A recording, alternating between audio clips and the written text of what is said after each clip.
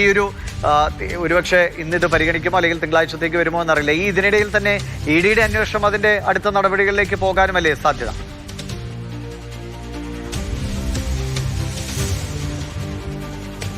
തീർച്ചയായും എൻഫോഴ്സ്മെന്റ് ഡയറക്ടറേറ്റിനെ സംബന്ധിച്ചിടത്തോളം അവർക്ക് ഇപ്പോൾ ഏറ്റവും അനുകൂലമായ സാഹചര്യമാണ്. കാരണം സ്റ്റേ മുന്നിലില്ല, അന്വേഷണം മുന്നോട്ട് പോകാനുള്ള എല്ലാ സാഹചര്യങ്ങളും ഉണ്ട് എന്നാണ് ഹൈക്കോടതി സിംഗിൾ ബെഞ്ച് വിലയിരുത്തിയിരിക്കുന്നത്. അതോടൊപ്പം തന്നെ ഇതിന്റെ എല്ലാ രേഖകളും പരിശോധിച്ച ശേഷം അവർക്ക് ഏറ്റവും അനുകൂലമായ ഒരു ഉത്തരവാണ് കുറച്ച് താമസിച്ചാണെങ്കിലും ഹൈക്കോടതി സിംഗിൾ ബെഞ്ചിൽ നിന്ന് അവർക്ക് കിട്ടിയിരിക്കുന്നത്. അതിന്റെ ഒരു അഡ്വാൻറ്റേജിൽ തന്നെയാണ് എൻഫോഴ്സ്മെന്റ് ഡയറക്ടറേറ്റ് നിൽക്കുന്നത്.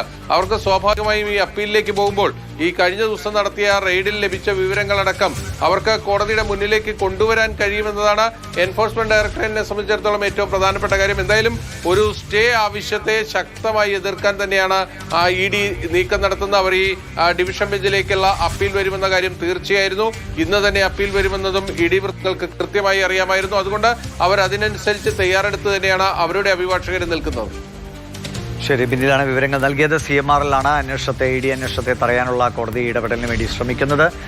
അന്വേഷണം സ്റ്റേ ചെയ്യണമെന്നാവശ്യപ്പെട്ട് ഹൈക്കോടതി ഡിവിഷൻ ബെഞ്ചിനെ സമീപിച്ചിരിക്കുകയാണ്. അടിയന്തരമായി ഈ ആവശ്യം പരിഗണിക്കണമെന്നും CMRL മുന്നോട്ട് വെച്ചിട്ടുണ്ട്. എന്തൊക്കെ കാര്യങ്ങൾ നിരത്തിക്കൊണ്ടാണ് ഈ അന്വേഷണത്തെ തടയണം എന്ന് CMRL മുന്നോട്ട് വയ്ക്കുക എന്നതിനനുസരിച്ചാണ് കോടതി ഇത് എന്ന നിലയ്ക്ക് പരിഗണിക്കുമെന്ന് നമുക്ക് പറയാൻ കഴിയും. പക്ഷേ ഇഡിയുടെ അന്വേഷണം വളരെ സജീവമായി തന്നെ ഒരു വശത്തുകൂടി മുന്നോട്ട് പോയിക്കൊണ്ടിരിക്കുന്നതിനിടയിലാണ് ഈ ഒരു അന്വേഷണത്തെ തടയാൻ ഏതെങ്കിലും വിധത്തിൽ സാധ്യതയുണ്ടോ എന്ന് CMRL പരിശോധിക്കുന്നത്. ബില്ലാണ് വിവരങ്ങൾ കൊച്ചിയിൽ നിന്നും നൽകിയത്.